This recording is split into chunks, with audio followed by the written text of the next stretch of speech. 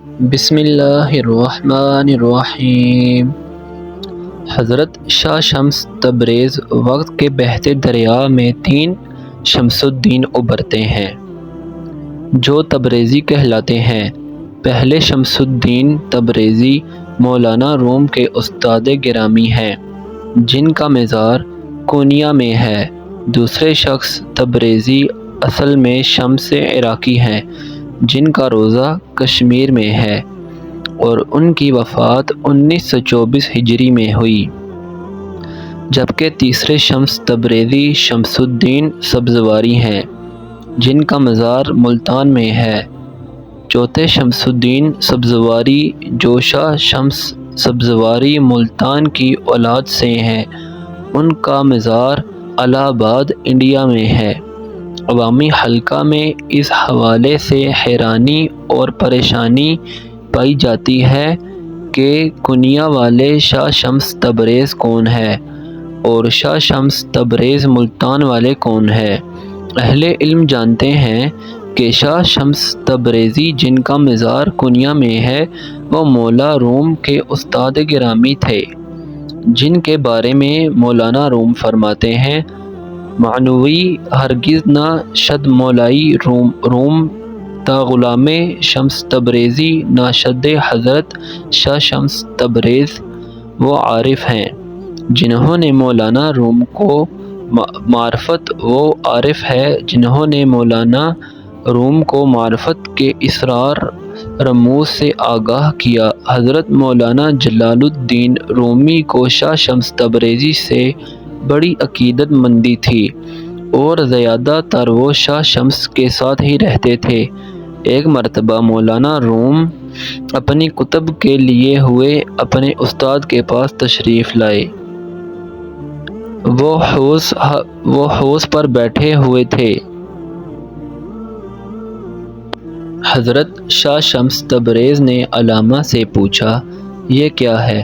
مولانا نے کہا، یہ قبل وقال ہے، یہ وہ چیز ہے جس کا آپ کو علم نہیں۔ اس پر شاہ شمس نے تمام کتابیں تالاب میں پھینک دی۔ مولانا روم گھبرائے کہ اس میں میرے والد بزرگوار کے اقوال تھے جن کا ملنا اب مشکل ہے۔ حضرت شاہ شمس تبریز نے تالاب میں ہاتھ ڈالا اور کتابیں پانی سے باہر نکال دیں۔ مولانا روم نے دیکھا کتابیں بھیگی نہیں بلکہ ان سے گرد اڑ رہی تھیں۔ مولانا روم نے شاہ شمس سے پوچھا، یہ کیا راز ہے؟ شاہ شمس نے جواب دیا، تم کو اسی خبر نہیں۔ مولانا روم یہ کشف کرامت کو دیکھ کر شاہ شمس تبریز کے مرید ہو گئے۔ مولانا روم کو شاہ شمس تبریز نے باطنی علوم سے روشناس کرایا۔ کچھ عرصہ بعد شاہ شمس مولانا روم کو چھوڑ کر دمشق چلے آئے۔ مولانا روم نے ان کی جدائی میں کھانا پینا چھوڑ دیا، لوگوں سے ملنا جلنا چھوڑ دیا، پھر اپنے بیٹے سلمان کو دمشق بھیجا جو شاہ شمس تبریز کو واپس کونیا لے آئے۔ جب شاہ شمس تبریز کی کرامت کے چرچے ہوئے تو مولانا روم کے بیٹے علاء الدین محمد نے چند لوگوں کو ساتھ ملا کر شاہ شمس تبریز کو 645 ہجری میں قتل کر دیا۔ آپ کا مزار کونیا میں ہے۔ حضرت شاہ شمس تبریز کا کلام کتب خانوں میں موجود نہیں ہے۔ کلیات شاہ شمس تبریزی میں سارا کلام مولانا روم کا ہے جس میں مولانا روم نے شاہ شمس کے عشق میں غزلیات کہی ہیں۔ چونکہ مولانا روم کو ولایت مطلقہ کا حقیقی عرفان شاہ شمس تبریز کی صحبت سے حاصل ہوا، دوسرے سید شمس الدین سبزواری جن کا مزار ملتان میں ہے، آپ کا شجرہ نسب چند پشتوں کے بعد مولا امام جعفر صادق علیہ السلام سے جا کر ملتا ہے۔ آپ صوبہ خراساں کی بستی سبزوار میں 560 ہجری میں پیدا ہوئے۔ آپ کے والد سید صلاح الدین گرم کپڑوں کا کاروبار کرتے تھے۔ سید صلاح الدین عالم، فاضل اور دیندار مبلغ تھے۔ فاطمیوں کے نقیب خاموشی کے ساتھ عالم اسلام میں پھیلائیں گے۔ سید صلاح الدین کا خاندان کس داعی کے ساتھ سبزوار آیا پتہ نہیں چلتا۔ سید صلاح الدین نے فرزند گرامی کا نام شمس الدین رکھا۔ آپ کا شجرہ کچھ یوں بیان کیا جاتا ہے: مولا امام جعفر صادق علیہ السلام، امام زادہ اسماعیل، مولا امام جعفر صادق علیہ السلام، سید محمد عریضی، سید زاد اسماعیل علیہ السلام، سید خالد الدین، سید صلاح الدین شمس الدین سبزواری، مدفون ملتان۔ مناسب وقت پر شمس الدین کی تعلیم و تربیت کے فارسی و عربی میں سمجھ بوجھ کے بعد قرآن، حدیث، تفسیر، فقہ کی طرف لائے۔ یوں ایمانیات، عبادات، معاملات کی بنیادیں مضبوط کر کے شیعت کے ساتھ طریقت کو شامل کیا۔ تذکرہ اولیاء فرید الدین عطار میں ہے کہ سید صلاح الدین ایرانی صوفیاء کرام کی پیدا کردہ روحانی ہواؤں فضا میں سانس لے رہے تھے۔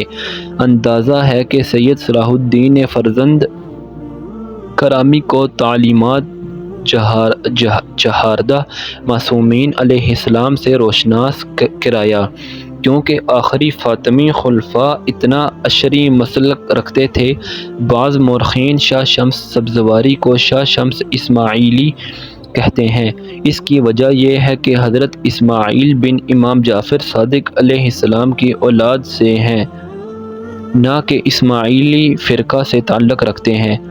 آپ کی درگاہ عالیہ میں امام بارگاہ موجود ہے، جہاں قدیہ عرصہ سے مجالس امام حسین علیہ السلام کا اہتمام ہوتا ہے۔ ہر جمعرات کو ہفتہ وار مجالس عزا برپا ہوتی ہیں۔ 12 اماموں کے حوالے سے دیگر تقاریب کا انعقاد ہوتا ہے۔ یہی دستور درگاہ بی بی پاک دامنہ، درگاہ امام بری، درگاہ شہباز لال قلندر پر نافذ العمل ہے۔ بعض مورخین نے شاہ شمس تبریزی کو ملتان کی سرزمین پر عزاداری کا آغاز کرنے والا درج کیا ہے۔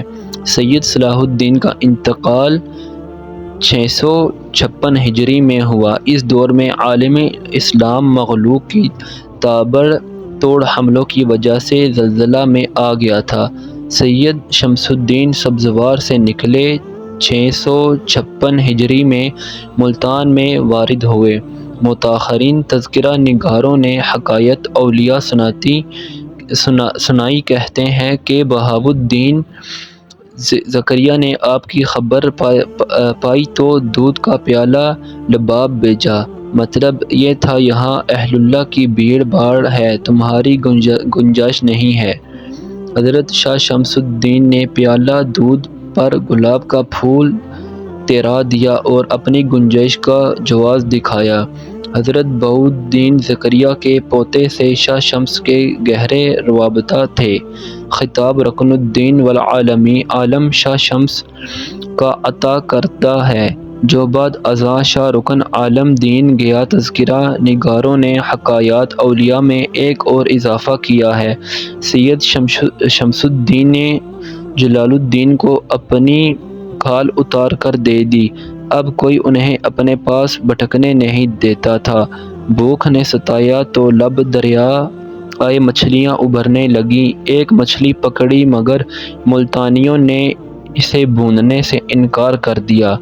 آپ نے سورج کو حکم دیا، تب شبکن سورج سوا نیزے پر اتر آیا اور مچھلی بھون دی، جسے آپ نے تناول فرمایا۔ اسی وجہ سے ملتانی آپ کو تبریز گرمی دینے والا کہنے لگے۔ بعد میں تپ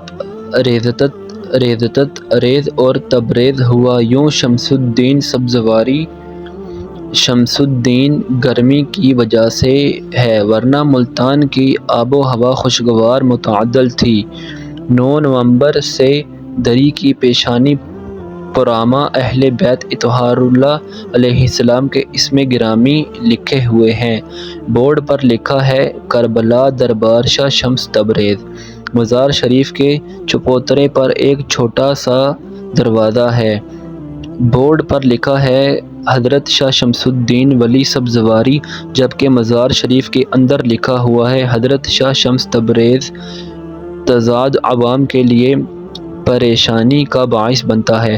بعض مورخین نے اسی وجہ سے شمس الدین سبزواری کو ہی شمس الدین تبریزی مانا ہے، جیسا کہ تاریخی انوار السادات المعروف گلگستان فاطمہ میں لکھا ہے کہ مخدوم سید شمس الدین تبریزی کی ولادت ماہ شعبان بقول ماہ رجب بروز جمعہ 560 ہجری میں شہر سبزوار میں ہوئی۔ علم، فضل و تقوی اور طہارت میں ہے۔ عدیل صاحب کرامت ہوئے جب آپ اپنے والد صلاح الدین کے ہمراہ کشمیر و تبت بغرض دعوت اسلامی تشریف لے گئے تو وہاں شمس الدین عراقی کہلائے، اور جب عرصہ تک تبریز میں مقیم رہے تو تبریزی کہلائے۔ 656 ہجری میں وفات پائی۔ مزار ملتان میں ہے، لیکن اہل علم جانتے ہیں کہ اس بات کا تاریخی شواہد کے لحاظ سے حقیقت کے ساتھ دور دور تک کوئی واسطہ نہیں، کیونکہ شمس الدین سبزواری کا کسی طور پر بھی تبریز سے کوئی واسطہ نہیں ہے۔ تبریز کہلانے کی وجہ وہ صرف تپریز ہے جو بعد میں تبریز ہو گیا، جبکہ شمس تبریزی مولانا روم کے استاد تھے، جن کا مزار کنیا میں آج بھی موجود ہے۔ اس طرح شمس الدین عراقی اور ہیں جن کا مزار کشمیر میں ہے، ان کا انتقال 924 ہجری میں ہوا۔ سید شمس الدین نے 11 سال ملتان میں تبلیغ کی اور 696 ہجری کو ملتان میں وفات پائی۔ ہجرہ کے قریب سپرد خاک کیا گیا۔ قبر پر مقبرہ آپ کے پوتے سید صدر الدین نے تعمیر کرایا۔ سیٹھ مہر الدین نے عالیشان مقبرہ تعمیر کرایا۔ رنجیت سنگھ کے دور میں سکھ گورنر ساون مل نے مسجد مقبرہ مسلمانوں سے چھین کر گردوارہ بنا دیا۔ مسجد گرنتھی کی جائے رہائش تھی۔ رنجیت سنگھ کے مرنے کے بعد مقبرہ بدستور گردوارہ رہا۔ ان سارے سکھا شاہی دور میں ملتان میں اذان سنائی نہیں دی۔ نماز پنجگانہ، نماز عید، بقر فطر پر مکمل طور پر پابندی تھی۔ انگریزوں کے ملتان پر قبضے کے بعد 1850 میں مقبرہ و مسجد مسلمانوں کو دے دی گئی۔ آپ کے صرف ایک ہی فرزند صاحب اولاد ہوئے، جن کا نام نصر الدین ہے، جو لاہور میں دفن ہے۔ ان کی اولاد میں کبیر الدین کا مدفن اوچ شریف میں ہے، اور صدر الدین ملتان میں ان کی اولاد سے سید عالم پیدا ہوئے، جن کو پیار سے جتوں شاہ کہتے ہیں، اور ان کی قبر شاہ شمس کے برابر ہی ہے۔ تو دوستو، یہ تھی ہماری آج کی شاہ شمس تبریز رحمۃ اللہ علیہ کی ایک اسلامی تاریخ۔ تو اور مزید ایسی ویڈیوز دیکھنے کے لیے ہمارے اس چینل کو سبسکرائب کریں اور شیئر کرنا مت بھولیے گا۔ تو